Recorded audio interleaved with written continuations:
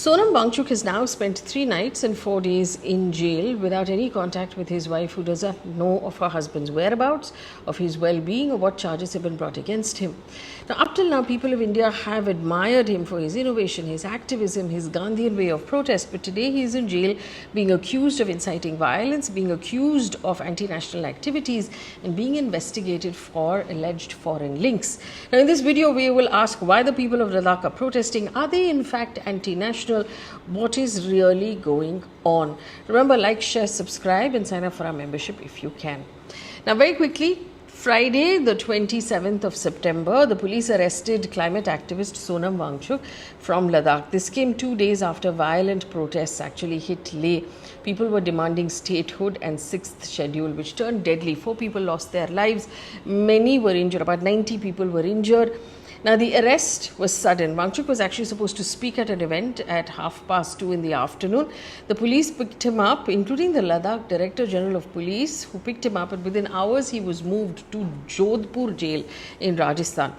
And a day before that, the Union Home Ministry actually cancelled the FCRA license for his school, Sekmol School, which is the Students' Education Cultural Movement in Ladakh, which is co-founded by Wangchuk, right?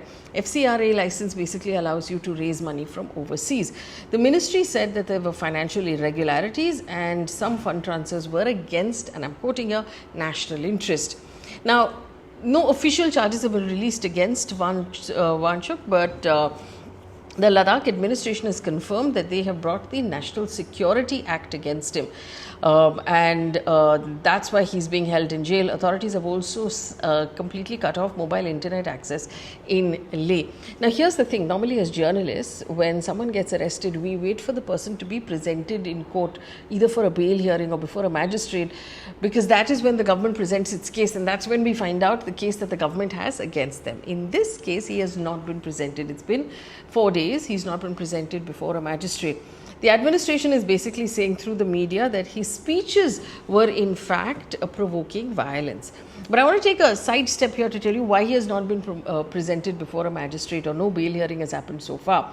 Normally, when someone is arrested, they have to be presented before a magistrate within 24 hours of arrest. But Wangchuk has been booked under the National Security Act of 1980.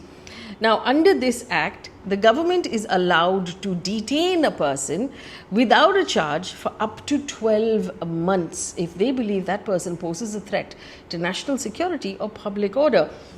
Now, the initial detention can be 3 months, and after that, they can actually have an advisory board of High Court judges examine the detention, decide whether there is merit to hold this person for 12 months.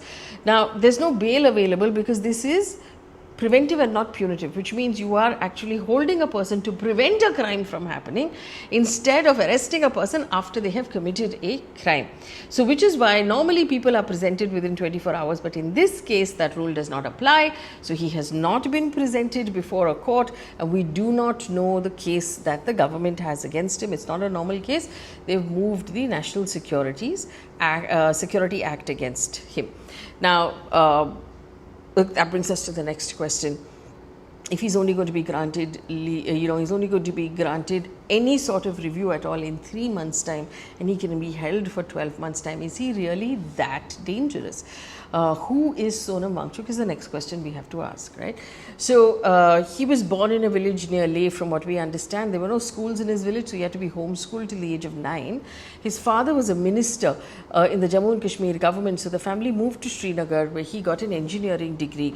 After his engineering, he and a small group of friends started Sekmol as a way to sort of reform education in Ladakh. From there, and in their attempt to make what they call teaching joyful and activity based, they have transformed Ladakhi education. They have trained teachers. They have built an award-winning solar-powered sustainable school. He's known for his inventions, the ice stupa, where they store actual water for the arid region. We've all seen the solar-powered tents for the Indian Army that he created. He's won a Ramon Magsaysay Award and recognition from around the world, including the UN, where he's regularly invited to speak, where he spoke in Pakistan as well. That visit to Pakistan is now being investigated as anti-national. Now, why is he protesting? You'll remember in 2019 there was the abrogation of Article 370 in Jammu and Kashmir, and Ladakh. Now, a lot of that conversation was about what would happen in Jammu and Kashmir, but also what happened to Ladakh is that it was carved out as a separate union territory, separate from J&K, separate from Srinagar shadow, and Wangchuk, along with several other people in Ladakh, actually welcomed this. But very soon that turned into dissent when they realized that Ladakh will not be given its own assembly. So it will never be able to actually vote in its own government, and it will have no say. The people of Ladakh will have no say in how their land, their culture, their resources are being used. So locals effectively lost protection for their land and their jobs. Large decisions were being made by the central government in Delhi without consulting the people. And so Wangchuk became sort of a natural voice leader for the people of Ladakh, which is a small group of people, largely tribal people, who live in this arid, very specific ecosystem. He started raising concerns about unemployment, about cultural erosion, and most importantly, environmental threats. These are the demands that he and his colleagues were making in their protest. Statehood for Ladakh, constitutional safeguards under the 6th schedule to protect tribal rights and their ecology, a separate public service commission to address unemployment, and 2 parliamentary seats instead of 1 to strengthen local representatives, right? Again, I want to take a sidestep here to talk about the 6th schedule. Now, the Ladakh protest is largely about this 6th schedule. What does it do? Currently, the 6th schedule of the Indian Constitution was created to protect the rights of tribal people or indigenous communities in certain specific regions. So, it applies right now in Assam, in Meghalaya, in Mizoram, and in Tripura. Under this schedule, the autonomous district councils, so the people form autonomous district councils, and they actually are elected by the people of the land, and they can make their own laws when it comes to land, forest, water, agriculture, and village administration. They set up their own traditional courts and sort out their own disputes. They collect taxes, they regulate land use, and they control local resources. Essentially, 6th schedule was specifically written to allow tribal communities to have self-rule and to decide about their land, decide about their water, decide about their resources without being overruled by outsiders who don't understand how their culture works. Now, why is Ladakh demanding it? Ladakh is a tribal majority region. Locals fear that they will lose control over their entire land and jobs and ecology. And since it became a union territory, like I said, all decisions are being made by the central government. There's no assembly, there's no local government, there's nobody at all to say anything. And that they see is a massive problem. Now, there's another angle to this that I wanted to bring in. It was recently discovered that Ladakh is believed to be mineral rich when it comes to rare earth minerals, uranium, lithium, and borax. And this is important. Donald Trump is talking about it, Xi Jinping is talking about it, Pakistan is talking about it, India is also talking about it. Now, these are things that are needed in order to make your mobile phones, in order to make your laptops, in order to make your electric vehicles. So basically, they needed to make those batteries.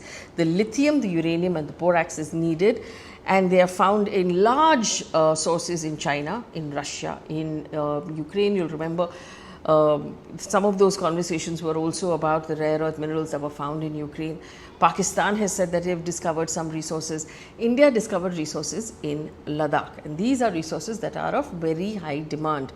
India imports most of its rare earth minerals from China. Ladakh is one of the few regions where these deposits have been found. So this is strategic and economically crucial. Now, what is the fear of the local people? The local people fear that outside corporations or corporates backed by the central government will get a free hand to mine these minerals, and this will mean that when the tribal council has no veto power, they will lose their fragile ecology and their tribal rights over their land. It's also, remember, an extremely fragile ecological system. It's a cold desert ecosystem. Even small disturbances, mining, blasting, industrialization, will have devastating effects on the glaciers, on the water, on the agriculture. Projects like lithium mining may be good for India's energy ambitions and India's ambitions as a country if we are looking more and more towards electric vehicles. But Ladakhis fear that they will be sacrificed for these larger goods. So there is that strategic angle. What happens geographically, Ladakh actually separates India from China. So it's important for the Indian government to have control over that region to be able to buffer up the border. Secondly, economics. the rare earth minerals, what that will mean for India going forward in terms of energy security, and the tighter control that Delhi has through all of this, and the looser or the weakening control that Ladakhi people have over their own land. So now you know this entire ecology.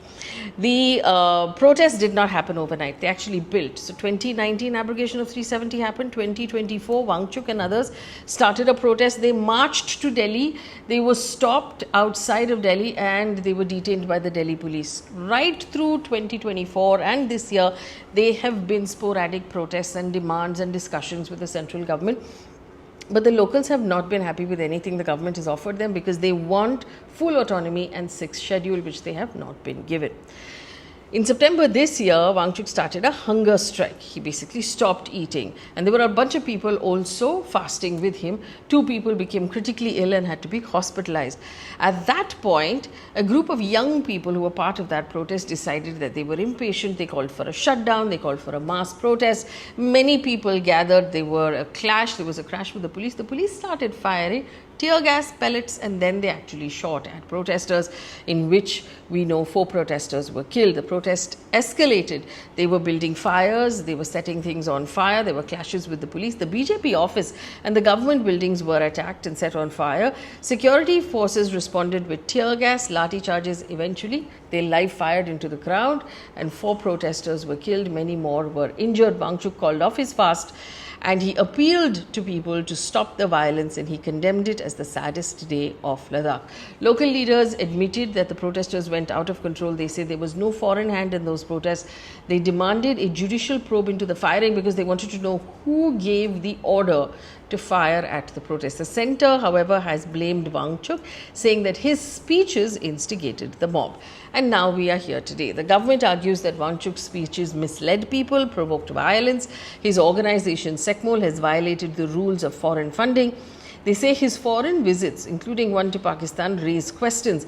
Investigators claim that Pakistani intelligence operatives have been circulating videos of Wangchuk across the border as well. Now, Wangchuk denies all of this. In fact, in some of the videos that are now doing the rounds on the internet of him speaking in Pakistan, he is actually praising the current Indian government and the Prime Minister Narendra Modi in his speeches. He says he's being blamed and scapegoated to avoid the real problems of Ladakh. His wife, Gitanjali, rejects all allegations and said that he's always been peaceful and Gandhian and claims that this is a witch hunt that started 4 years ago. And since he started pressing the government for Ladakh's legislature and sixth schedule, they have started hunting him down. This is where we are today. September 30th today, Ladakh, there still has some curfew in Leh. Internet services were suspended as of yesterday. 60 people, including 2 councillors, have been arrested. The Leh Apex Body and the Kargil Democratic Alliance, which are 2 bodies that actually do local government there, up till the abrogation of 370, say they will intensify their agitation if their demands are not met.